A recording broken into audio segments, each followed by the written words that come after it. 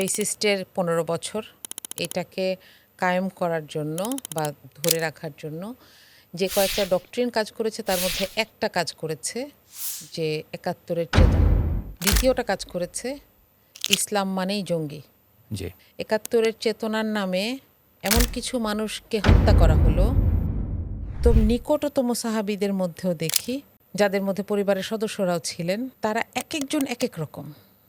জি কিন্তু ইসলাম এত সুন্দর করে প্রত্যেককে অ্যাকোমোডেট করছে। একটা চাকমা মেয়ে যদি থামি পরেও পর্দা করতে চায় পারবে। আসসালামু আলাইকুম, welcome to the podcast of doctor perspective. আমাদের আজকের পডকাস্টের আলোচনার বিষয় নির্ধারণ করা হয়েছে নারী অধিকার, রাজনীতি এবং ইসলাম। নির্ধারিত বিষয়ের প্রথম পর্বে আলোচনা করবার জন্য আমাদের সাথে যুক্ত হয়েছেন প্রকৌশলী মার্দিয়া মমতাজ, শিক্ষক, ড্যাফোডিল ইন্টারন্যাশনাল ইউনিভার্সিটি। নির্ধারিত বিষয়ে আলোচনা করবার জন্য পার্সপেক্টিভ ম্যাগাজিনের পক্ষ থেকে মেহমানকে আন্তরিকভাবে শুভেচ্ছা, অভিনন্দন এবং মোবারক জানাচ্ছি। আসসালামু আলাইকুম। ওয়ালাইকুম আসসালাম, কেমন আছেন? ভালো, আলহামদুলিল্লাহ। আমাদের আজকের পডকাস্টে যুক্ত হবার জন্য আপনাকে বিশেষভাবে আবারও মোবারক জানাচ্ছি। আমাদের আজকের টপিকের আলোচনার বিষয়ে নির্ধারণ করা হয়েছে নারী অধিকার, রাজনীতি এবং ইসলাম। এটা নিয়ে আমরা বেশ কিছু বিষয় আলোচনা করব। তবে শুরুতেই আপনার কাছে জানতে চাই, দিন হিসেবে ইসলামের সাথে আপনার পথ চলা শুরু হয় কিভাবে? জি, আপনাকে ধন্যবাদ এবং টক টু পার্সপেক্টিভকেও ধন্যবাদ এরকম একটা বিষয়ে আমাকে আমন্ত্রণ জানানোর জন্য। আসলে আলহামদুলিল্লাহ আমি সেই অল্প কিছু ভাগ্যবানের মধ্যে একজন যাদের পরিবার জন্মের সাথে সাথেই এমন একটা পরিবেশ দেয় যে ইসলামকে বাস্তবায়ন পদ্ধতিতে শেখা, জানা এবং পালন করার সুযোগ তৈরি করে দেয়। ওকে, তো সেই হিসেবে আমি বলতে পারেন আমি জন্মের পরে আমার বাবা মাকে দেখেছি, তারাই আমার কাছে এখন পর্যন্ত সবচাইতে বড় রোল মডেল। তো এই হিসেবে বলা যায় যে জন্ম থেকেই আমাকে খুঁজতে হয় না ইসলামকে। ওকে, আমাকে আল্লাহ সেই জায়গাটাতে এনেই জন্ম দিয়েছেন। শুক্রিয়া। ধন্যবাদ। আপনি তো দীর্ঘদিন ধরে লেখালেখি করছেন, বক্তব্য দিচ্ছেন, বিভিন্ন বিষয়ে আলোচনা করছেন। বাংলাদেশের মানুষের মধ্যে গত 2 যুগে ইসলামের ব্যাপারে কী ধরনের পরিবর্তন আপনি দেখেছেন? এখানে অনেকগুলো ব্যাপার আছে। যেমন ধরেন, প্রথম কথা হচ্ছে বাংলাদেশে ইসলাম এসেছে কিভাবে, এটা যদি আমরা দেখি, বাংলাদেশে ইসলামের আসার একটা অংশ এসেছে ঠিক আমি যদি একদম বাংলাদেশের এখনকার যে ম্যাপটা চিন্তা করেন, এই জায়গাটা ইসলাম এসেছে চট্টগ্রাম দিয়ে। ওকে, এবং এসেছে সুফি সাধক দরবেশদের মাধ্যমে। জি, তো এখানে আসলে ইসলামের একটা চমৎকার আঞ্চলিক রূপ আছে। তাদের মাধ্যমে যখন ইসলাম আসে, এটা পানির দেশ, জি, এখানের সাথে খুব সুন্দর করে মাটির এবং পানির সাথে ইসলাম মিশে গেছে। রাইট, তো এইখানে বারবার যেটা হয় আসলে যে আমরা ইসলামের মূল ধারণাগুলো থেকে দূরে চলে যাই। এরপর হাজী শরীয়তুল্লাহ যখন আবার ফরাইজি আন্দোলন শুরু করেন যে অন্তত ফরজগুলা নিয়ে মানুষকে একটু সচেতন করতে হবে। রাইট, এরপর আমরা দেখেছি যে আস্তে আস্তে ইসলামকে আমরা একটা রাষ্ট্র ব্যবস্থার একটা আদলে দেখতে পাচ্ছিলাম, যেটার আদলে 47-এ আমরা দেশভাগটা দেখেছি। জি, তো এইগুলো যদি মাথায় রাখি, একদম একদম রিসেন্ট টাইমসে আমরা যদি দেখি যে ইসলাম এখানে আসলে অনেকগুলো রূপে এসেছে। রাইট, প্রথমত হচ্ছে একটা রাষ্ট্র ব্যবস্থা নিয়ে চিন্তাভাবনা হচ্ছিল, এই থিওরি নিয়ে কথা হচ্ছিল, ইসলামকে নিয়ে রাজনীতি করা যাবে কিনা এই জি, কনসেপ্টটা আমাদের মধ্যে আসছিল এবং এ নিয়ে দ্বিধাদ্বন্দ্ব ছিল।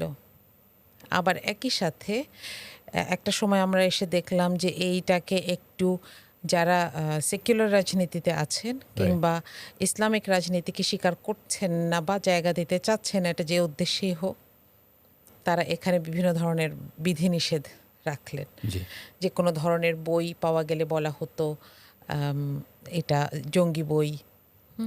যে কোনো ধরনের অন্যায় কাজে বিভিন্ন ধরনের নাম দেয়া হতো, যেমন জি, তৌহিদি জনতা নাম দেয়া হতো এই ধরনের।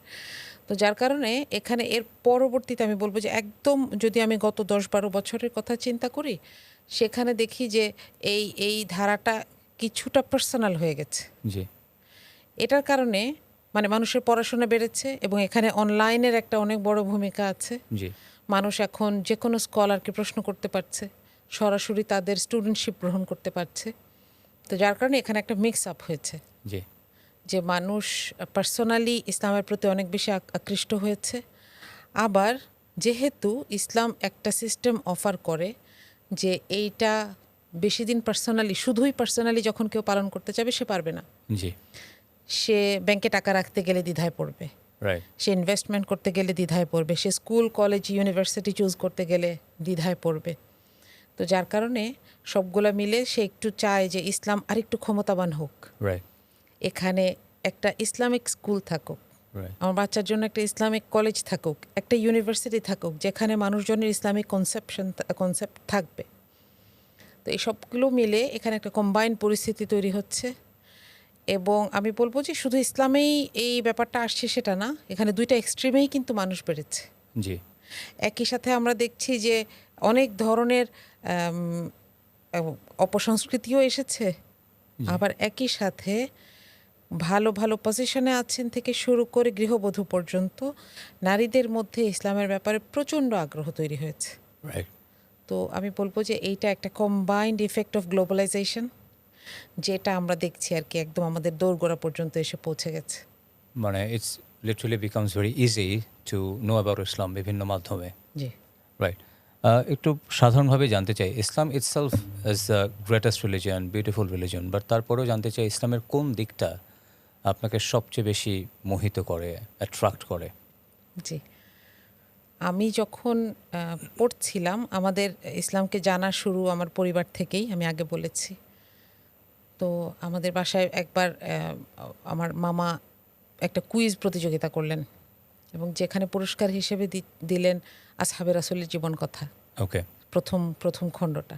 জি, তো এইটা আমার কাছে মনে হলো এটা একটা সমুদ্র, এটার মধ্যে ডুবে যাচ্ছিলাম। রাইট, এবং সবচাইতে বেশি পরে তো এটা শেষ হয়ে যাওয়ার পরে আমি পার্সোনালি বই পড়াটা আমার একটা, এটা শুধু হবি বলবো না, এটা আমার একটা নিড।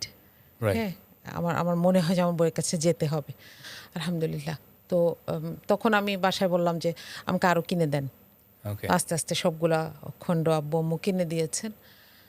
তো ওখানে আমার কাছে সবচাইতে সুন্দর যেটা লাগতো এবং এটা এখনও লাগে, সেটা হচ্ছে যে একজন সাহাবী, এমনকি আমরা যদি রাসূল সাল্লাল্লাহু আলাইহি ওয়াসাল্লামের একদম নিকটতম সাহাবীদের মধ্যেও দেখি, যাদের মধ্যে পরিবারের সদস্যরাও ছিলেন, তারা একজন এক রকম। জি, কিন্তু ইসলাম এত সুন্দর করে প্রত্যেককে অ্যাকোমোডেট করছে, প্রত্যেকের জন্য তার বসার মতন একটা চেয়ার রেডি আছে। এই জিনিসটা আমাকে সবচাইতে বেশি মুগ্ধ করে। এবং আমার মনে হয় যে আমরা উপমহাদেশীয় পার্সপেক্টিভে যদি দেখি, আমরা তো আসলে একরকম দেখে অভ্যস্ত। জি, আমরা কোনো একটা ডিসিপ্লিন মনে করি স্কুল, সবাই একরকম ড্রেস পরবে, সবাই লাইন দিয়ে দাঁড়াবে, Right. অ্যাসেম্বলি হবে, ওয়াদার সভা, সবাই একসাথে কথা বলবে। ইসলাম এই জায়গাটায় আলাদা এবং Okay. এটা ইউনিক। একজন মুসলিমকে কি ড্রেস দেখে বোঝা যাবে তার কোনো ইউনিফর্ম সিস্টেম নাই। রাইট, সে যেখানে যাক, সে যেভাবে থাকুক, সে অল্প কিছু গাইডলাইন আছে সেগুলো মেনটেন করবে, কিছু ডুজ অ্যান্ড ডোন্টস আছে সেগুলো মেনটেন করবে, এবং এরপরে সে ফ্রি। সে যে কোনো রকমের, একটা চাকমা মেয়ে যদি থামি পরেও পর্দা করতে চায় পারবে। ওকে, তো আমার কাছে ইসলামের এই বৈচিত্র্যটাকে সবচাইতে সুন্দর মনে হয়, এবং সাথে সাথে আরেকটা জিনিস মনে হয় যে আমরা এটার চর্চা সবচেয়ে কম করি। ওকে, এই ডাইভারশনটা। এক্স্যাক্টলি। অলরাইট। আপনি তো এই সমাজেরই একটা অংশ, শিক্ষকতা করার কারণে আপনার অনেকের সাথে কথা হয়, মেলামেশা করবার সুযোগ হয়। আপনার কাছে প্রশ্ন, আপনি ইসলামের যেটুকু বেসিক জেনেছেন বা শিখেছেন, মোটা দাগে ইসলামের সাথে আমাদের যাপিত জীবনের বৈসাদৃশ্যগুলো কি কি? জি, আলহামদুলিল্লাহ, বাংলাদেশে একটা জিনিস খুব পজিটিভ, সেটা হচ্ছে মানুষ নিজে পালন করুক বা না করুক, মানুষ ইসলামকে পছন্দ করে রাইট, এবং ইসলামকে বিজয় দেখতে চায়। জি, আপনি দেখবেন যে একজন আলেম যদি কথাবার্তা উল্টাপাল্টা বলে, তাহলে এরা আঘাত পায়। কেন Right. আঘাত পায়? যে না, আমি পারফেক্ট না, কিন্তু উনি তো পারফেক্ট হওয়ার কথা, জি, উনি এটা বলতে পারেন না, তাই না? রাইট, তো এখানে এসে এই ব্যাপারটা পজিটিভ। আর আরেকটা যদি চিন্তা করি, যে আমাদের দেশের মানুষ হচ্ছে একটু শর্টকাট চিন্তা করে। রাইট, যেহেতু বই পড়া বা থিওলজিকে জানার ফ্যাসিলিটি আছে, এখন অনেক আছে, অনেক বই বাংলা হচ্ছে এবং এটা একটা অ্যামেজিং জিনিস। গত 10 বছরে বাংলাদেশে এই ইন্ডাস্ট্রিটা, ইসলামিক বইয়ের ইন্ডাস্ট্রিটা এত বেশি ফুলে ফসলে সুশোভিত হয়ে উঠেছে যে এখানে সব কিছু অ্যাভেইলেবল। রাইট। কিন্তু পড়ে বোঝা, পালন করা, এই ডিসিপ্লিনে আসার মানুষ কম। ওকে। নাই, আমি এটা বলবো না। আমরা বেশিরভাগ সময় পছন্দ করি যে হুজুর খুতবায় বলবেন, সেটা আমি শুনবো। রাইট। আমি হয়তো সারা রাত জেগে ওয়াজ শুনছি, সেটা শুনবো। জি। শুনে আমি মুসলমান, ভালো মুসলমান হব। কিন্তু ওই যে সমুদ্র থেকে কেউ যদি এক মগ পানি এনে আমাকে বলে যে এটাতে গোসল করে তুমি সি বিচে গোসল করার আনন্দ পাবা, এটা তো আসলে অ্যাবসার্ড। ডিফিকাল্ট। যার কারণে আমরা ইসলামের এই যে ভাস্ট একটা এরিয়া, এটাকে আইডেন্টিফাই করতে পারছি না, চিনতে পারছি না। জি। এ কারণে আমরা মনে করছি ইসলাম এইটুকুই, যে কিছু নিয়ম, কিছু বিধিবিধান আমি একটু কোনো মতে পালন করব, কোনো মতে মেনটেন করব, ব্যাস আমাকে আল্লাহ ছেড়ে দিবেন। জি। অথচ ইসলাম ছিল মানুষের এইম ইন লাইফ ঠিক করে দেওয়ার যোগ্যতা সম্পন্ন একটা থিওলজি, রাইট। তাই না? আমরা দেখেছি যে ইসলামের ইতিহাসে কেন বিশ্বের সবগুলো সায়েন্স বলেন, জিওগ্রাফি বলেন, অ্যাস্ট্রোলজি বলেন, সবগুলোতে কেন মুসলিমরা শুরু করেছে? যেই মধ্যযুগে ইউরোপ মেয়েদেরকে ডাইনি মনে করে পুড়িয়ে মারছে, জি। সেই মধ্যযুগে ইসলামের ছায়াতে থাকা, ইসলামের আলোতে থাকা বিজ্ঞানীরা লেন্স আবিষ্কার করছেন। রাইট। কেন? কেন একজন ইবনে সিনা তিনি মনে করেছেন যে শুধু নামাজ পড়লেই ভালো মুসলমান হওয়া যাবে না? রাইট। কারণ এই ইসলামই তাকে শিখিয়েছে যে তোমার যে স্পেশালিটি আছে সেটাকে তুমি এই মানব জাতির কল্যাণে বা সমগ্র সৃষ্টির কল্যাণে কাজে লাগাইতে পারো। রাইট। তিনি আহত খরগোশগুলোকে নিয়ে এনে অপারেশন করতেন, জি। হ্যাঁ, করে আস্তে আস্তে এই সার্জারি শিখেছেন। Right. এবং এখন পর্যন্ত ওনার বইকে আমরা অনুসরণ করি। কেন? এটা তো ইসলাম তাকে শিখিয়েছে, ইসলাম Right. তাকে ফ্রি করে দিয়েছে। কিন্তু এরপরে যেটা হলো যে আমরা হচ্ছে ওই যে শুনে মুসলমান, রাইট। আমরা অল্প কিছু নিয়ম কানুনকে মনে করছি এটাই ইসলাম, এবং সেখানেও কিন্তু অনেক ধরনের সিলেকশন আছে। জি। অনেকগুলো শরিয়া আমাদের সামনে আনা হয় না, কারণ এগুলো পালন করতে একটু কষ্ট, রাইট। এগুলো পালন করতে একটু ইনভেস্টমেন্ট বেশি লাগবে, অথবা এগুলো পালন করার কথা বললে এস্টাবলিশমেন্টের অসন্তুষ্ট হবে, রাইট। সরকার অসন্তুষ্ট হবে। যার কারণে আমরা কি করলাম, এটাকে লিমিট করতে থাকলাম, এবং যারা আরও ওই যে মগের পানিতে গোসল করছে তারা ইসলামকে আরও সংকুচিত করে ফেলেছে। রাইট। এটা আমার কাছে একটা অনেক বড় চ্যালেঞ্জ মনে হয়। জি। আমি এটার সাথে একটু কমপ্লিমেন্টারি একটা কোয়েশ্চেন করতে চাই। থ্রু আউট ইউর ডিসকাশন আমরা যেটা বুঝতে পারছি সেটা হচ্ছে Islam is not about kind of theoretical religion, it's verily kind of practical religion. Like জীবনের সবগুলো স্ফেয়ারে ইসলামটাকে অ্যাপ্লাই করবার সুযোগ আছে। জি। মানুষের মধ্যে এই যে থিওরি থেকে প্র্যাকটিক্যাল লাইফে না যাওয়ার পেছনে আসলে রিজনটা কি? আচ্ছা, এখানে ইসলামকে যেটা বলা হয় যে ইসলাম হচ্ছে ফিতরাত, রাইট। অর্থাৎ মানুষের স্বভাব ধর্ম। জি। এটার মানেটা কি? যে মানুষকে আসলে ইসলামের ওপর তৈরি করা হয়েছে। ওকে। তার মানে হচ্ছে আমি জানি আর না জানি, আমি বুঝি আর না বুঝি, আমার হার্টটা যেরকম আমার কোনো এফোর্ট ছাড়া সে ব্লাড পাম্প করছে, রাইট। সে তার কাজ করে যাচ্ছে। সারাটা দুনিয়া, এই যে পৃথিবী ঘুরছে, তার পাশে তারকারাজি ঘুরছে, এই পুরোটা সিস্টেম যেরকম অটোমেটিক, আমার জীবনে ইসলাম সেরকম অটোমেটিক। ওকে। হ্যাঁ, আমরা এই ঝামেলাটাতে কবে পড়লাম? আমরা এই ঝামেলাটাতে পড়েছি আসলে, এটা আসলে আমাদের খ্রিস্টিয়ানিজম থেকে আসা একটা সংকট। রাইট। আমরা দেখেছি যে 14 শতক বা 15 শতকের দিকে যদি তাকাই, তখন অনেক বড় ক্ল্যাশ হলো। কার সাথে? সায়েন্সের সাথে চার্চের। ওকে। কারণ সায়েন্স নতুন নতুন আবিষ্কার করে এবং সায়েন্স প্রশ্ন করে। জি। এটা কিন্তু ইসলামে নিষিদ্ধ ছিল না কখনো, জি, আমরা জি। খ্রিস্টিয়ানিজম নিয়ে কথা বলছি।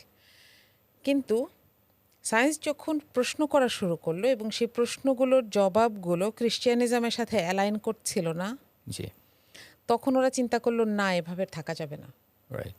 কারণ সায়েন্সকে তো থামায় রাখা যাবে না, কিন্তু আবার ধর্মকে তো কোয়েশ্চেন করা যাবে না। জি। তাহলে কি করলো, ওরা এই ডিসিপ্লিনগুলোকে আলাদা করার চেষ্টা করলো। আমি এখানে একটা গল্প বলি।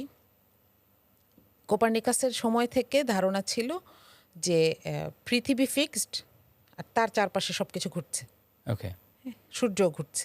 জি, তো গ্যালিলিও যখন গ্যালিলিও যখন টেলিস্কোপ বানান, উনি হাতে বানাতেন, হাতে লেন্স বানিয়ে বানিয়ে টেলিস্কোপ বানাতেন এবং এটাকে অ্যাডজাস্ট করে করে আকাশ দেখতেন।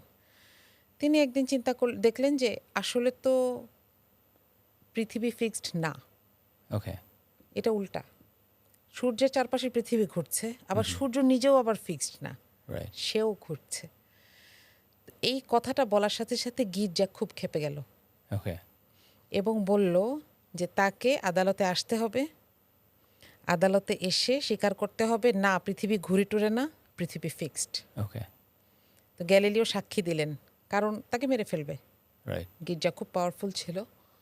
তো উনি সাক্ষী দিয়ে বের হয়ে এসে আদালত থেকে যখন বের করে ওনাকে নিয়ে যাওয়া হচ্ছে, উনি আকাশের দিকে তাকায় বললেন যে তবুও তো পৃথিবীটা ঘুরছেই, কারণ রাইট, এটা উনি মন থেকে বলেন নাই। জি, এই যে এত বড় একটা ক্ল্যাশ, এটার কারণে ওরা কি করলো, আলাদা করে ফেললো যে রবিবারে কোনো কাজ করা যাবে না, রবিবার হচ্ছে গডের জন্য, ঈশ্বরের জন্য, ওকে, রবিবার হচ্ছে শুধুই ইবাদতের, আর সপ্তাহের অন্য 6টা দিন কি করবে এটা ঈশ্বর আবার উকি দিয়ে দেখবেন না। অলরাইট, ওকে, তার মানে ওরা রিলিজিয়নকে ডিপার্টমেন্টালাইজ করে ফেললো। জি, এখন আমরা মুসলিমরা এটাকে আমাদের একটু মজাই লাগলো, কারণ দেখেন আমাদের তো একটু ভালোই লাগে, হুম, একটু আনন্দ ফুর্তি করতে ইচ্ছে করে, একটু স্বেচ্ছাচারিতা করতে ইচ্ছা করে। আবার যারা বড় লোক হতে চায় তাদের মনে হবে যে আমি একটু মানুষকে ঠকাই, হুম, অল্প একটু ভেজাল দিই, অসুবিধা কি। রাইট, তো এখানে এসে তো ঈশ্বরকে ঢুকানোর কিছু নাই, এখানে আল্লাহকে জায়গা দিলে তো আমার ঝামেলা হয়ে যাবে। জি, তখন আমরা কি করলাম, ওইটাকে ধার নিলাম, আমরা বললাম ধর্ম যার যার, জি, তাই না? এইটা করে আমরা আসলে ওই যে ডিপার্টমেন্টালাইজের পথে গেলাম এবং এটার একটা নাম দিলাম আমরা ধর্মনিরপেক্ষতাবাদ। জি, এই সেকুলারিজম খ্রিশ্চিয়ানিজমকে কতটুকু ক্ষতি করেছে আমি জানি না, কিন্তু ইসলাম যেটা স্বভাব ধর্ম তার ক্ষতি করেছে অনেকখানি। রাইট, কারণ একটা মানুষ কখনোই ব্যক্তি জীবনে খুব ভালো নামাজি, ব্যক্তি জীবনে খুব ভালো আচার আচরণ একদম ইসলামিক সিস্টেমে চলছে, আর সে অফিসে গিয়ে সুদ ঘুষ খাচ্ছে বা চোখের সামনে দেখছে, এই কম্বিনেশনটা তার মধ্যে থাকতে পারবে না, রাইট, কন্ট্রাডিক্টরি, কন্ট্রাডিক্টরি হয়ে যায়। কারণ ইসলাম সব জায়গায় আসে, জি, সব জায়গায় হাত দেয়, এটা করবা না।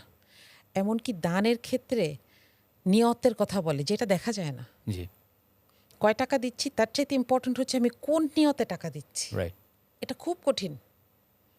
তো এখন এটাকে সহজ করার জন্য আমরা কি করলাম, ইসলামকে ডিপার্টমেন্টালাইজ করে ফেললাম, মূলত আমরা ইসলামহীনতার দিকে আগাচ্ছি, জি, যার কারণে এটা একটা আমাদের জন্য একটা অনেক বড় একটা সংকট, যেটা অরিজিনালি আমাদের ছিল না। জি, আমাদেরকে ইসলাম কিন্তু প্রশ্ন করতে নিষেধ করে না। রাইট, আপনি দেখেছেন মুসা আলাইহিসসালাম এই যে প্রশ্নগুলো করেছেন, এগুলো কোরআনে আছে যে আল্লাহ আমি বিশ্বাস করি কিন্তু আমার খুব দেখতে ইচ্ছা করে যে মানুষকে আপনি আবার উঠাবেন। রাইট, এই প্রশ্নটা আপনি এখন কাউকে করতে শুনবেন, আনবিলিভেবল, তাই না? Right. তা তখন আমরাই বলবো যে এত বড় সাহস, আল্লাহকে সন্দেহ করে।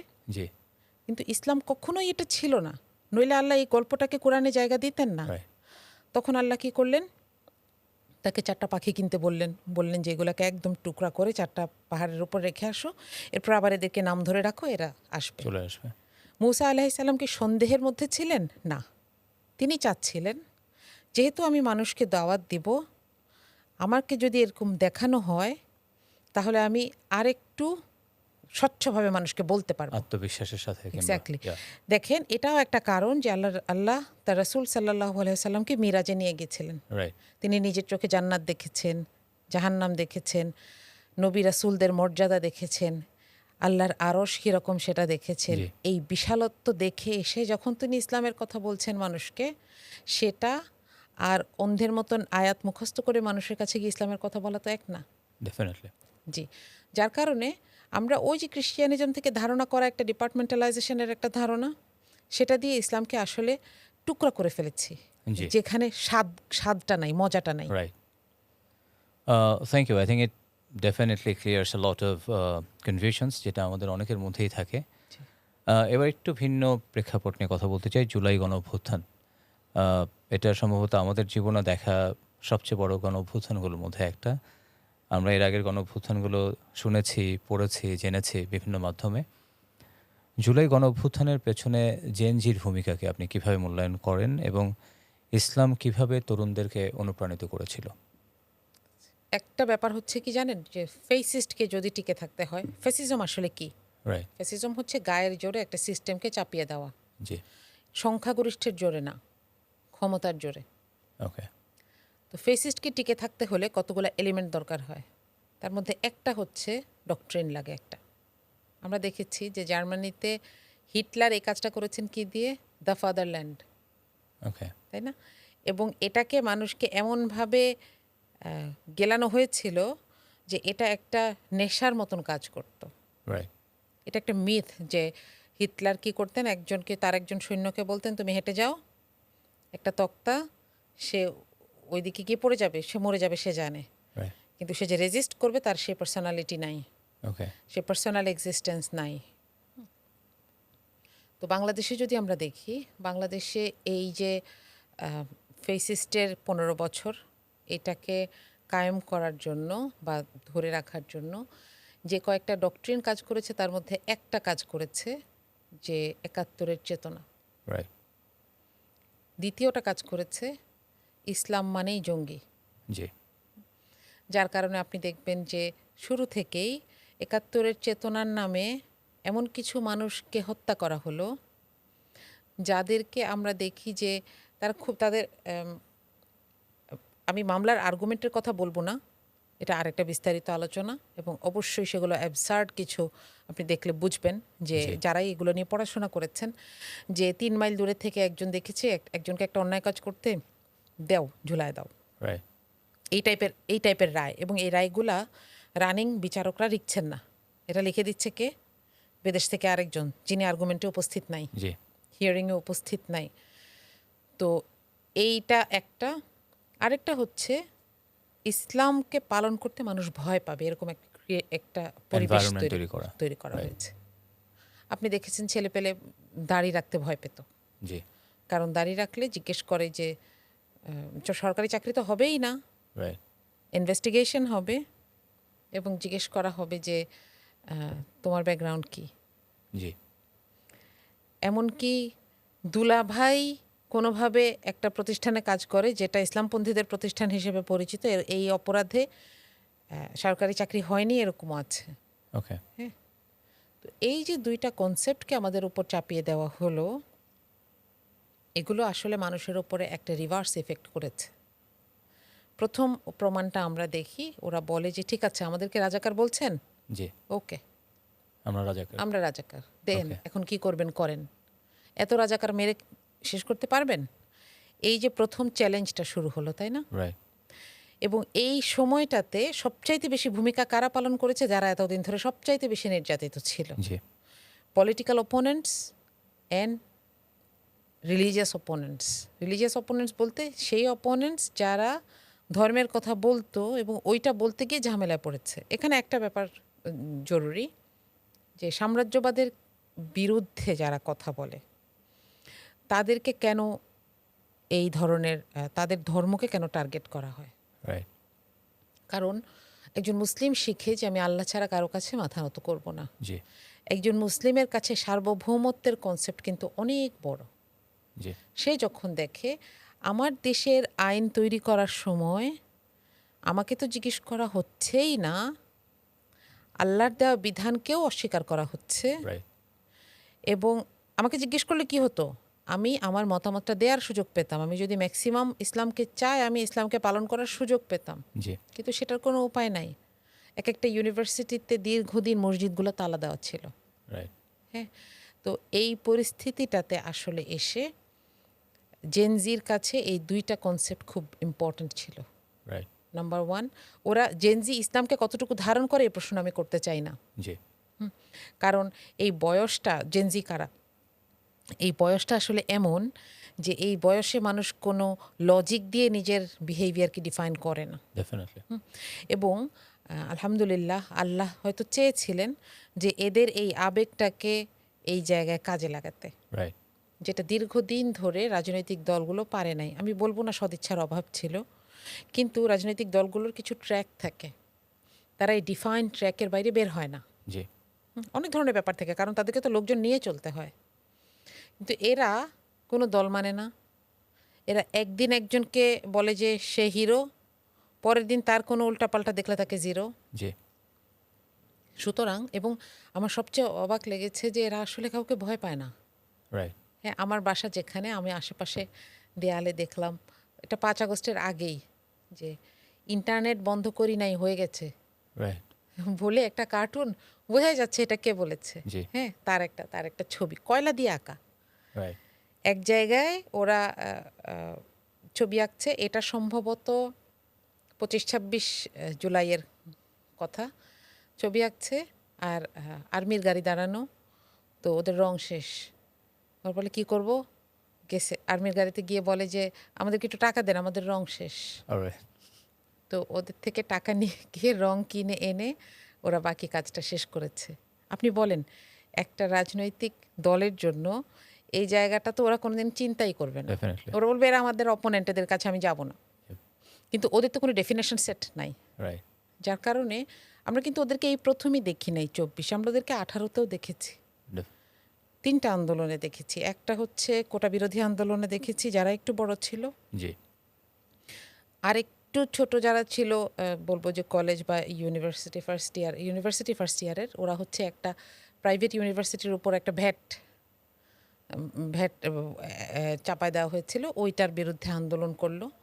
আমার কাছে সবচেয়ে অবাক লেগেছে থার্ডটা, সেটা হচ্ছে ওই যে নিরাপদ সড়ক জি, 18তে। এবং ওরা অ্যামেজিং, ওরা কীভাবে এই সিস্টেম জানে। আমি প্রত্যেক দিন, আমার অফিস ছিল তখন ধানমন্ডি, আমি মতিঝিল থেকে ধানমন্ডি আসা যাওয়া করতাম।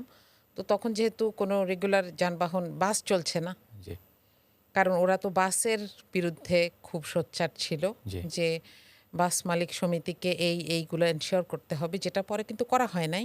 জি, কিন্তু আমার অবাক লাগলো যে আমি রাস্তায় যেতে দেখতাম যে 2 দিক দিয়ে রিক্সা যাচ্ছে, মাঝখানে একটা ইমার্জেন্সি লেন, সেখান Okay. দিয়ে বাইকগুলো যাচ্ছে বা অ্যাম্বুলেন্স যেতে হলে যাচ্ছে।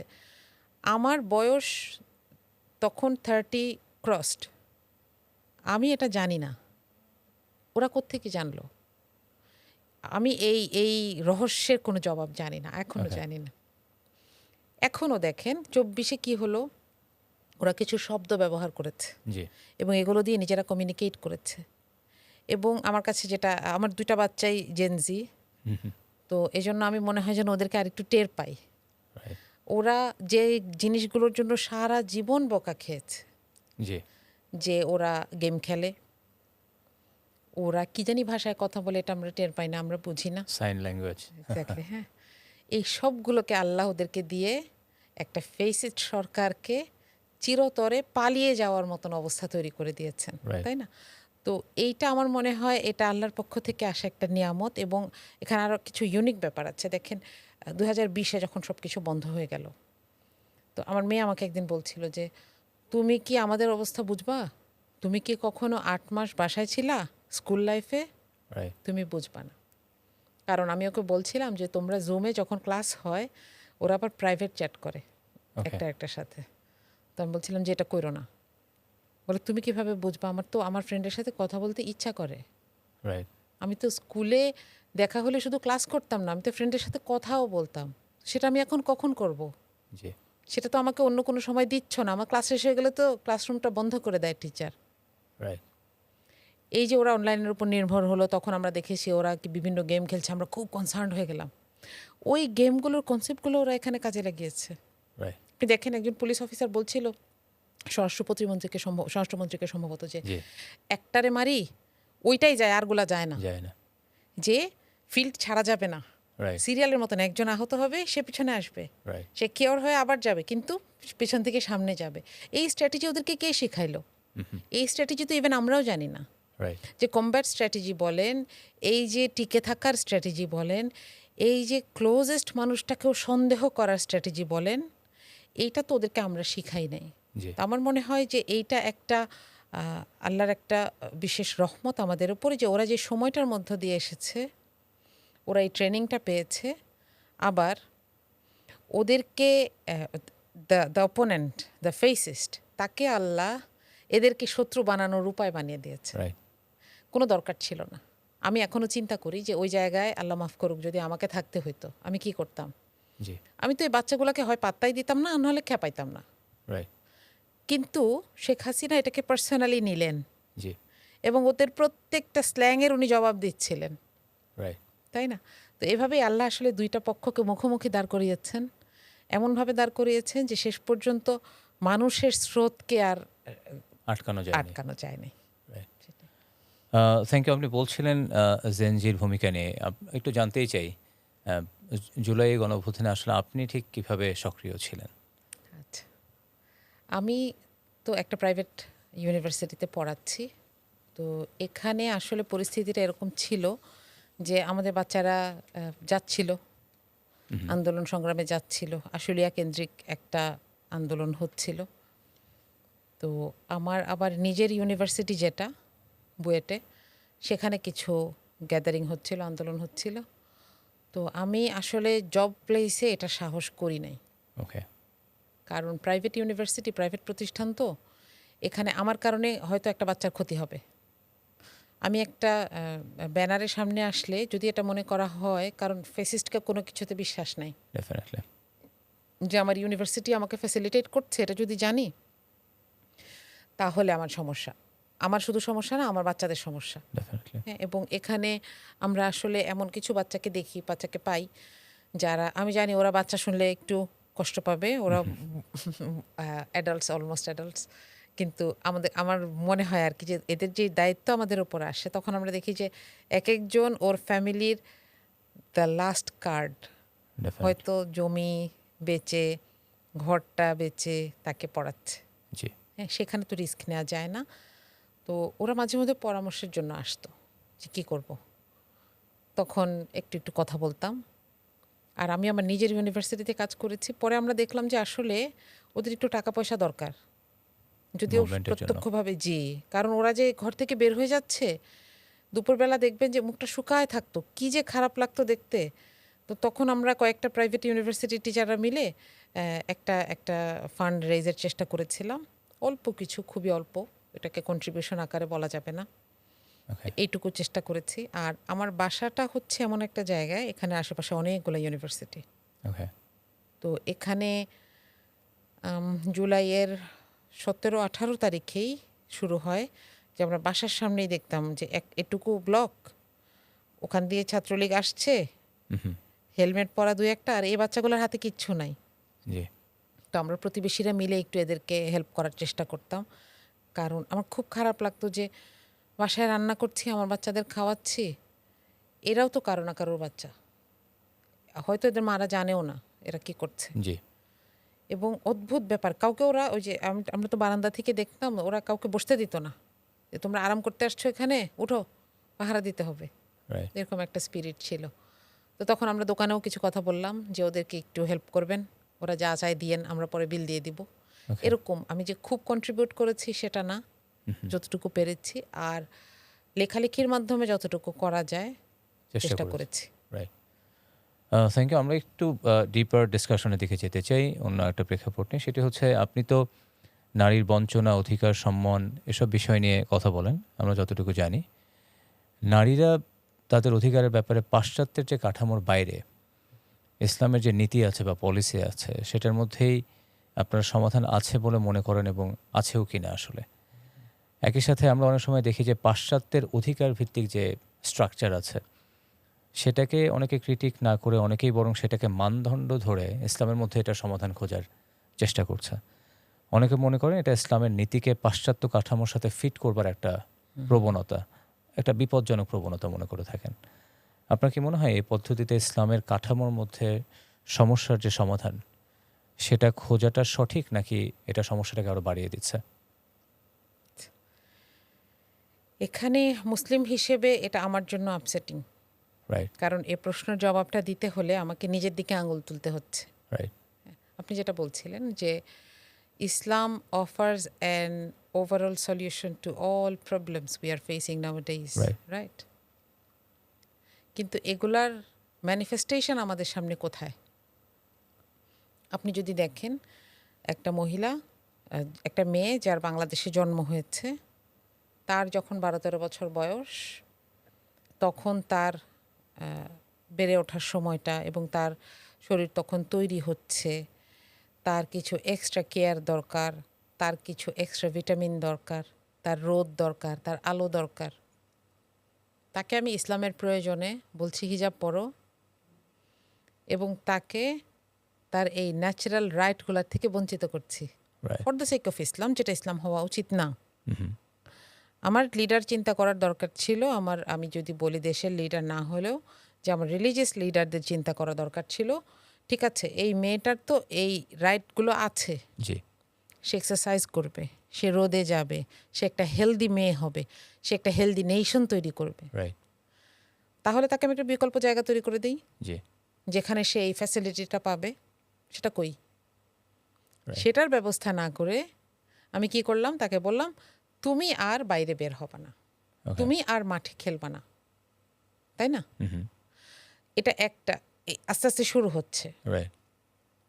একটা সময় তাকে বিভিন্ন রকম কাজে, স্কুল কলেজ ইউনিভার্সিটিতে পড়ার কাজে বাইরে যেতে হচ্ছে, মার্কেটে যেতে হচ্ছে। এসব জায়গায় একটা মহিলার জন্য একটা টয়লেট নাই, Mhm. নামাজের জায়গা নাই। এখন আছে, এটা কেন আছে এটা আমি পরে বলছি আপনাকে। এটার জন্য কখনো কোনো আলেম কথা বলেছে আপনি দেখেছেন? No, rare. রেয়ার। কারা করেছে এটা জানেন? এটা করেছে পুঁজিবাদ। কেন মার্কেটে নামাজের জায়গা থাকে বলেন? যেন মানুষ নামাজের জন্য বাসায় বের হয়ে চলে না যায়, সে যেন আরেকটু শপিং করে। কেন বইমেলায় নামাজের জায়গা থাকে? কারণ সে যেন নামাজ পড়ে আরেকটু টাইম স্পেন্ড করে, তাহলে সে এখানে পয়সা খরচ করবে। Mhm. মেলা কর্তৃপক্ষ তো সেটাই চাচ্ছে। সেই কনসেপ্ট থেকে তারা একটা নামাজের জায়গা করে, একটা ওয়াশরুম করে। Right. এখন আমি একটা মেয়ে, আমাকে আমার আলেমরা বলছেন, আমার ধর্মের আলেমরা বলছেন, যাদেরকে আমি খুবই অন করতে চাই, বলছেন যে মহিলারা তো বাইরে বের হওয়ারই কথা না, তার Okay. জন্য ফ্যাসিলিটি কেন ক্রিয়েট করব? আর সেখানে যে ইসলাম মানে না টানে না কিচ্ছু না, সে আমার জন্য মার্কেটে একটা টয়লেট রেখেছে, একটা ফ্রেশ হওয়ার একটা রুম রেখেছে, Right. বইমেলায় এইরকম ধুলাবালির মধ্যে আমার জন্য একটা নার্সিং রুম রেখেছে, একটা টয়লেট রেখেছে। আপনি বলেন আমি মানসিকভাবে কার দিকে রুজু হব বেশি? Right. It's natural. আমি কখনোই এই ফ্যাসিলিটির জন্য, এবং এই ফ্যাসিলিটি এই কারণে বাংলাদেশের যারা ইসলামিস্ট তারা ঘরে তুলতে পারেন নাই এই Right. এই এই সেবাগুলোর ফসল, কারণ এগুলো তারা প্রোভাইড করেন নাই। Right. আমি একটা হাসপাতালে যাচ্ছি, আমি বাসে উঠবো, সেখানে আমার কোনো রাইট নাই। ওই যে 9টা সিট, ওইটা এখানে, ওইটার জন্য এখানে কারা চিৎকার করেছে, যাদেরকে কিন্তু ইসলামিস্টরা আবার পছন্দ করে না, Right. যারা নারী অধিকারের কথা বলে, যাদের হয়তো ড্রেস আপ ইসলামিস্টদের পছন্দ হয় না। Mhm. কিন্তু আমি একটা নারী, আমি দেখছি যে ওইটার জন্য আমার একটু হলেও সুবিধা হয়েছে। আমি বাসে উঠে একটু জোরে বলতে পারি যে এটা আমার সিট, আমাকে Right. একটু বসতে দেন। ওইটাও বলতে হয়, জি। নাহলে কিন্তু ওখানেও ছেলেরা বসেই থাকে। হ্যাঁ, জি। তো এটা হচ্ছে রিয়েলিটি। তার মানে ইসলাম যে সুবিধাগুলো অফার করে, Mhm. বা ইসলাম যে সোসাইটিটা অফার করে, সেটার এখানে বাস্তবায়ন নাই। Mhm. নাই তো নাই, আবার দাবি করা হচ্ছে যে আমি ইসলামের আনুগত্য করব। Okay. আমি যদি পরিবার থেকে ইসলামের ব্যাপারে খুব স্ট্রং কনসেপ্ট না পেতাম, এবং কোনো একটা ঝামেলা দেখলেই আমার মাথায় একটা সিগন্যাল না আসতো যে দে আর রং, জি। এটা ইসলাম না, তাহলে আমিও একটা সময় বলতাম যে না, ওরাই ভালো। Right. যারা ফেমিনিজম নিয়ে কথা বলে বাবা, তারাই ভালো। Mhm. তারাও কিছু না কিছু চেষ্টা করেছে। একটা মেয়ে চাকুরিতে গিয়ে বাচ্চাকে নিয়ে, বাচ্চা হওয়ার পরে 6 মাসের একটা ম্যাটারনিটি লিভ পাবে, এটা আমাকে কে কে ব্যবস্থা করে দিয়েছে? No Islamist. আমাকে তো ইসলামিস্টরা বলেছে আমি ঘরে থাকতে, জি। তাই না? যার কারণে আমাদের এই যে এই সিস্টেমের এই গ্যাপগুলো, এগুলো কিন্তু ফিল ইন দ্য গ্যাপস হয়ে গেছে। দেখেন কোনো জায়গা ফাঁকা থাকে না। জি। একটা জায়গা থেকে বাতাস সরাই ফেললে সেই জায়গায় আরো দ্বিগুণ বেগে বাতাস আসে, Right. কিন্তু কি এসে পূরণ করেছে সেটা কোয়েশ্চেন। জি। হ্যাঁ, তো যার কারণে আমরা যখন এই যে আপনি বলছিলেন যে পাশ্চাত্যকে আমি দোষ দিব, Mhm. তার আগে আমি ইসলামিস্টদেরকে বলবো যে এই গ্যাপগুলো ছিল কেন? Right. আপনারা তো আরও পুরনো, আপনি 1400 বছরের ঐতিহ্যকে বোঝেন নাই। 1400 বছরের ঐতিহ্যকে ধারণ করতে পারেন নাই জি এবং এই জায়গাগুলোকে নষ্ট করেছেন, এখন এখানে এসে যখন অন্য কেউ রাজত্ব করা শুরু করেছে তখন আপনি বলছেন ওরা খারাপ। হুম এভাবে শিফট হয় না, রাইট মানুষকে কনভিন্স করতে হয়, মানুষকে দেখাইতে হয় যে এখানে আসো, দেখো আমি যে সিস্টেমটা অফার করি সেটা কীরকম। এখানে একটা কথা শেষ করব, রাসূল সাল্লাল্লাহু আলাইহি ওয়াসাল্লামের যারা স্ত্রী ছিলেন, আমরা যদি তাদেরকে দেখি, তাদের লাইফ কি খুব প্রাইভেট লাইফ ছিল? কয়জনের একদম প্রাইভেট লাইফ ছিল? রাইট তাদের পর্দার সিস্টেমটা আলাদা ছিল, একটু কঠোর ছিল, কারণ তারা তো উম্মুল মুমিনিন এবং জি। তারা কখনোই আর রাসূল সাল্লাল্লাহু আলাইহি সাল্লাম চলে যাওয়ার পরে তারা কখনো আর বিয়ে করবেন না, হ্যাঁ, Right. এবং তারা সমস্ত মুমিনদের মা। কিন্তু তাদের কি কাজ সেখানে থেমেছিল? একজন উম্মুল মুমিনিন নিজের হাতে হস্তশিল্প তৈরি করতেন এবং সেগুলো বিক্রি করতেন, সে পয়সা দিয়ে উনি চলতেন। একজন উম্মুল মুমিনিন তিনি মানুষকে দিন শিখাইতেন। রাইট রাসূল সাল্লাল্লাহু আলাইহি সাল্লাম চলে যাওয়ার পরেও দীর্ঘদিন মানুষকে দিন শিখিয়েছেন জি এবং এই সিলসিলাটা কিন্তু অনেক দিন ছিল। আব্বাসীয় শাসনামল পর্যন্ত এই ব্যাপারটা ছিল। মহিলারা মসজিদে নববীতে বসেই দিন শিখতেন, শেখাতেন। একটা হাদিস শেখার জন্য অনেক দূর যাত্রা করেছেন। হ্যাঁ, আমি একটা বই বাংলা করেছি, অনুবাদ করেছি, আল মুহাদ্দিসাত, এবং এই বইটা আমার নিজের জন্য একটা শখ ছিল। ওকে আমি জানতাম যে এইগুলা এই উপমহাদেশীয় ইসলামের পুরোটা রূপ না, কিন্তু এইভাবে জানতাম না। ওকে এখানে তার তার মাহরামদেরকে নিয়ে সফর করত, কখনো কখনো নিজেরা অনেকজন মিলে এক জায়গায় যেত। কেন? দিন শেখার জন্য। সেই পরিবেশ এখন কোথায়? জি আমরা এটা কোত্থেকে শিখলাম যে মহিলাদের জন্য ভালো গুণ হচ্ছে তাদেরকে, আমি কখনোই বলছি না যে মহিলাদেরকে বাসায় থাকতে হবে না, সেটা বলছি না, কিন্তু তাকে একটা মানুষ হিসেবে আল্লাহ সমান মর্যাদার বানিয়েছেন এবং তার ঈমান তার কাছ থেকে কি ডিমান্ড করে, তার মেধা দক্ষতা তার কাছ থেকে কি ডিমান্ড করে, সেটাকে কাজে না লাগিয়ে আমি ওই যে সমান ইউনিফর্ম, সাবানের মতন একই রকম বক্স, একই রকম ঘ্রাণ, এরকম সাপ্লাই দেওয়ার চেষ্টা করছি। এটা আমাদের সবচাইতে বেশি ক্ষতি করেছে। সুতরাং পাশ্চাত্যের দিকে আঙ্গুল তোলার আগে আমাদের নিজেদের এই শর্টকামিংগুলোকে আমাদের দেখতে পারা উচিত এবং সেগুলোকে সলভ করা উচিত। এবং যখন এটা হয়ে যাবে তখন মুসলিমরা পাশ্চাত্যের দিকে ফিরেও তাকাবে না, রাইট কারণ পাশ্চাত্যের এই যে সো কল্ড রাইট মুভমেন্ট, সেগুলোর পরিণতি আমরা এখন দেখছি। জি সেটা ফেমিনিজমের থার্ড ওয়েভে এসে এটা কি যে হয়ে গেছে, এরা নিজেরাও এটাকে ব্যাখ্যা করতে পারে না, জি এরা নিজেরাও এটাকে বলতে পারে না। এখন কেউ বিভিন্ন ধরনের রাইটসের দিকে চলে যাচ্ছে যেগুলো অশালীন এবং এভাবে সভ্যতাই রক্ষা হয় না, ওরা জি। নিজেরাই এটার বিরুদ্ধে দাঁড়িয়ে যাচ্ছে। জি তো আমি বলবো যে ইসলামের সম্পূর্ণ শিক্ষাটাকে যদি আমরা প্রতিষ্ঠিত করতে পারি, অন্তত কিছু কিছু জায়গায় এটার কিছু প্রমাণ থাকে, জি তখন আমাদেরকে আর মানুষকে নতুন করে বলতে হবে না যে ওইটা খেও না, রাইট তাই না? বাজারে হেলদি জিনিস থাকলে, অ্যাভেলেবল জিনিস থাকলে মানুষ অখাদ্যের দিকে তাকায় না, ডেফিনেটলি এটাই স্বাভাবিক। আপনি I think it's a very serious issue. এই যে গ্যাপগুলো হচ্ছে নারীদের ব্যাপারে ইসলামের যে সোশ্যাল এক্সপোজার, এইটা না হওয়ার পেছনে আমরা বুঝতে পারছি যে হয়তো আলেমরা ঠিক বা যারা আমাদের যারা ইসলামিক লিডার্স হয়তো অনেক ক্ষেত্রে তারাই এই জিনিসগুলোকে সেভাবে এক্সপ্লোর করেন নাই। আমি আসলে জানতে চাইবো এটা না হওয়ার পেছনে কারণটা কি, যদি একটু সংক্ষেপে বলতেন। আচ্ছা, এটা একটা মজার ব্যাপার আছে। আমি আপনাকে একটা আমার একটা এক্সপিরিয়েন্স থেকে বলি। আমি যখন পরীক্ষার ডিউটি দেই, ওকে ইনভিজিলেশন, হ্যাঁ, তো তখন ধরেন এক রুমে আমাদের 50 জন স্টুডেন্ট থাকে এবং এখানে প্রথম 10 মিনিটের মধ্যে আপনি টের পেয়ে যাবেন যে কোনটা ভালো স্টুডেন্ট। আমরা একটু র্যান্ডমাইজ করে বসাই, হ্যাঁ, যে সিট প্ল্যান হয় এবং ওরা ওই সিট প্ল্যান জানতে পারে ওই পরীক্ষার হাফ অ্যান আওয়ার আগে, ওকে যে কারণে ওরা প্ল্যান করতে পারে না যে কে কার থেকে দেখবে। ওকে কিন্তু পরীক্ষা শুরু হওয়ার পরে হাফ অ্যান আওয়ারের মধ্যে বোঝা যায় কোনটা ভালো স্টুডেন্ট। ওর সামনেরটাও কি বিরক্ত করে, ওকে পেছনেরটাও কি বিরক্ত করে, এক কলাম পরে আর একই কোর্স, Right. পাশাপাশি 2 কলামে একই কোর্স না, ওইখান থেকে দেখা যায় ওকে জিজ্ঞেস করছে, ওকে হ্যাঁ, তো বোঝা যায় যে ও একটা হাব। রাইট তো মাঝে মধ্যে হারমোনিটা অথবা পরিবেশটা এনশিওর করার জন্য আমি কি করি, ওই বাচ্চাটাকে উঠাই নিয়ে আসি, ওকে ওই বাচ্চাটাকে আরেকটা একটু ভালো জায়গায় বসাই, এটাতে 2টা লাভ হয়, ইউকি ঝুঁকি কমে যায়, আর হচ্ছে ও একটু ভালো পরীক্ষা দিতে পারে, নইলে ওকে সবাই বিরক্ত করে। রাইট হ্যাঁ, এটা যদি মাথায় রাখি যে উইথড্রওয়াল। রাইট। আচ্ছা, মুসলিমরা যখন রোম, ইরান এই জায়গাগুলোতে যাওয়া শুরু করলো, তার আগ পর্যন্ত কিন্তু ইসলামিক সোসাইটি, আমি একটু আগে যেটা বলছিলাম যে একজন উম্মুল মোমিনিন রাস্তা দিয়ে যাচ্ছেন, আরেকজন তাকে সালাম দিচ্ছেন, কিংবা একজন নর্মাল মুসলিম মহিলা রাস্তায় বেরিয়েছেন, এমনকি কৃষিকাজে যাচ্ছেন, রাইট। হ্যাঁ, তারপর বিভিন্ন ধরনের ইন্টারাকশনে যাচ্ছেন। উম্মু সালামার ঘটনা আমরা জানি, যখন মসজিদে বলা হলো ইয়া ইউহান্নাস, উনি উঠে দাঁড়াইলেন। রাইট। তো আরেকজন মহিলা বলছে আপনি কেন দাঁড়াইছেন? ওকে। উনি বললেন আমি কি নাস না, আমি কি Right. মানুষ না?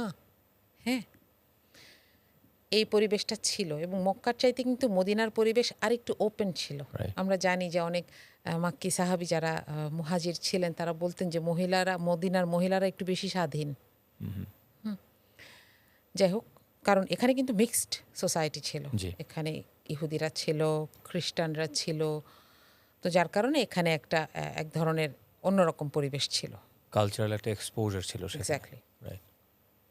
তো মুসলিমরা যখন পারস্য, রোম এই জায়গাগুলোতে যেতে শুরু করলো, Right. এদের ইতিহাসটা চিন্তা করেন, এরা কিন্তু তখনও মহিলাদেরকে মানুষ হিসেবে স্বীকৃতি দেয় নাই। জি। এরা জাস্ট ছিল কিছু গয়না, যেটা ঘরে থাকে, বাচ্চা কাচ্চার জন্য এদেরকে ইউজ করতে হয়। রাইট। আমি আমি খুব সরি আমি এরকম একটা শব্দ বললাম, কিন্তু কনসেপ্টটা এটা ছিল। এবং তার অল্প কিছুদিন আগে মাত্র তারা এই যে নারী কি মানুষ, এই প্রশ্নগুলো আমরা করতে দেখেছি বড় বড় ফিলসফারদেরকে। ওকে। কারণ তারা শিওর ছিলেন না যে মহিলারাও মানুষ কেমনে, তাই না? এরপরে আস্তে আস্তে কি হলো দেখেন, ওরা একটা সময় চিন্তা করলো যে যে কোনো একটা খারাপ কিছু হলে এটার সাথে একটা মহিলা থাকে, তো অলরাইট। ওইটাকে শাস্তি দিলে সমাজটা সুন্দর হয়ে যাবে। ওকে। এখন অসুবিধা কি, যার বউ গেল তাকে আরো 10টা বউ এনে দেওয়া যাবে, কোনো অসুবিধা নাই তো। অলরাইট। কারণ ওই যে মেয়ে সন্তানগুলো জন্ম হলো, তারা ওই অবস্থায় বড় হতো, তারা ইভেন নট আ সিটিজেন, এই স্টেটাসে বড় হতো। একটা সময় আমরা দেখলাম ইউরোপ, ওই যে একটু আগে বলছিলাম যে আগুনে পুড়িয়ে মেরে ফেলতো, যে জি। ডাইনি। কেন ডাইনি? ওই এলাকায় কলেরা আসছে, ওই এলাকায় প্লেগ আসছে, ওইটাকে মারো, ওটাকে পুরায় মারলে সব ঠিক হয়ে যাবে। প্রমাণ কোথায়? রায় কে দিচ্ছে? কোনো কোনো বেজ নাই, এটার কোনো Right. ভিত্তি নাই, তাই না? সেই সভ্যতায় গিয়ে মুসলিমরা কিন্তু আস্তে আস্তে একটু একটু শিখে আসলেন, রাইট। বিশেষ করে পারস্য জয়ের পরে, যে এরা এদের মহিলাদেরকে লুকায় রাখে। তো ব্যাপারটা একটু এনজয় করার মতো।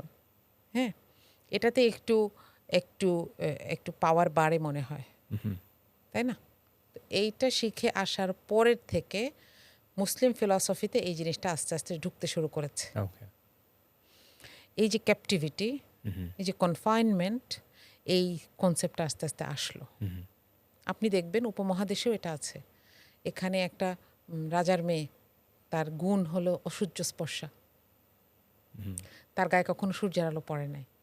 এই যে তার ভিটামিন ছাড়া ফ্যাকাশে স্কিন, সেটাকে বলা হচ্ছে সে সুন্দর, সে ফর্সা। কে? তাহলে এটাকে আমরাও দেখেছি, এখনও দেখবেন যে এই যে একটা আয়াত, যে একটা হাদিস, যে যেই মহিলাদের জন্য সবচেয়ে ভালো নামাজের জায়গা হচ্ছে তার ঘর, ভেরি গুড। কিন্তু তার সাথে কি আমরা ওইটাকে ভুলে যাচ্ছি যে আল্লাহ রাসূল সাল্লাল্লাহু আলাইহি সাল্লাম বলেছেন যে তোমরা আল্লাহর বান্দীদেরকে মসজিদে যাইতে নিষেধ করো না, রাইট। তাই না? তো যখন দুই ধরনের হাদিস আসবে, নিয়ম হচ্ছে যদি দুইটার মর্যাদা একই হয় তাহলে দুইটারই চল থাকবে। কিন্তু আমরা একটাকে ভুলে যাচ্ছি। আমরা বললাম যে মসজিদে গেলে, মেয়েরা গেলে ফিতনা হবে, কিন্তু মসজিদ ছাড়া মেয়েরা বাকি সব জায়গায় যাচ্ছে। হ্যাঁ, মার্কেটে যাচ্ছে, পার্লারে যাচ্ছে, এবং যেসব জায়গায় গ্যাদারিং আছে, এবং এগুলো আনএভয়েডেবল। ইনস্টিটিউশনে যাচ্ছে, স্কুলে এক্স্যাক্টলি। যাচ্ছে। আপনি যদি মনেও করেন যে ঠিক আছে, আমার একটা মানুষ যদি মনে করে যে আমার ওয়াইফ চাকরি বাকরি করবে না, কিন্তু তাও কি এই মহিলাটা পুরোপুরি ঘরের ভেতরে জীবনযাপন করতে পারবে? ডিফিকাল্ট। এই ভদ্রলোক কি কাজকর্ম সব বাদ দিয়ে বাচ্চাদেরকেও আনা নেওয়া করবেন? তা তো না। তাহলে আমি একটা অ্যাবনর্মাল লাইফস্টাইল ফলো করতে চাচ্ছি, নাম্বার 1 যেটা রিয়েলিস্টিক না, নাম্বার 2 যেটা ইসলামিকও না, কিন্তু নাম্বার 3 আমি বলছি এটাই ইসলামিক। তাহলে আল্লাহর রাসূল, ওই যে আমি শুরুতে একটা কথা বলছিলাম, ইসলামের যে সবচেয়ে বড় সৌন্দর্য এই যে ভ্যারাইটি। সব মেয়েই তো একরকম লাইফস্টাইল চায় না, ঠিক Definitely. যেরকম সব পুরুষ এক ধরনের লাইফস্টাইল চায় না। আল্লাহ রাসূলের সব সাহাবী কি একই পেশার ছিলেন? No. কেউ কেউ তো আসহাবে সুফফাও ছিলেন, জি। কেউ কেউ উসমান রাদিয়াল্লাহু আনহুর মতন ব্যবসায়ী ছিলেন, তাই না? তাহলে আমরা এই বিষয়গুলোকে, এই ভ্যারাইটিগুলোকে আনি নাই, Right. আমরা রেকটিফাই করে ফেলেছি। আমরা শুধু এক ধরনের ফ্লো একটা এখানে প্যাটার্নের রাখতে, মধ্য দিয়ে যাবার চেষ্টা এক্স্যাক্টলি, করেছে। এবং এটাকে বলেছি এটা ইসলাম। মানলে মানো, না হলে তুমি খারাপ, Okay. তাই না? তো এই যে ইসলাম এইভাবে কি আমার মনে হয় যে এটা ইসলামের মূল কনসেপ্টের, তো আল্লাহ মাফ করুক আমি এটা বলছি না, এবং এটা কেউ বলতে পারবে না কোনোদিন যে এটা ইসলামের মূল কনসেপ্টের কোনো ধরনের সীমাবদ্ধতা। এটা হচ্ছে আমাদের সীমাবদ্ধতা, যারা আমরা ইসলামকে বুঝছি, আমরা এটাকে ভাগ ভাগ করে ফেলছি এবং অল্প একটুকে নিয়ে মনে করছি যে ঠিক আছে এটাই বোধহয় আমার ইসলাম। এটাকে চলবে, Okay. এটাই ইসলাম। ধন্যবাদ সবাইকে আজকের পডকাস্টে শেষ পর্যন্ত থাকবার জন্য। আমরা আজকে নারী অধিকার, রাজনীতি এবং ইসলাম বিষয়টির প্রথম পর্বে নারী অধিকার, রাজনীতি এবং ইসলামের বিভিন্ন বিষয়কে বিভিন্ন অ্যাঙ্গেল থেকে বিশ্লেষণ করবার চেষ্টা করেছি, শেয়ার করবার চেষ্টা করেছি। সংশ্লিষ্ট বিষয়টির দ্বিতীয় পর্বে আমরা আরও বিভিন্ন বিষয়কে বিভিন্ন অ্যাঙ্গেল থেকে আলোচনা করবার চেষ্টা করব। বিশ্বাস রাখছি সেই পর্বটি আপনারা খুবই এনজয় করবেন। সবাইকে দ্বিতীয় পর্ব দেখবার আমন্ত্রণ জানিয়ে আমরা আমাদের আজকের পডকাস্ট এখানে শেষ করছি। আসসালামু আলাইকুম ওয়া রাহমাতুল্লাহি ওয়া বারাকাতুহু।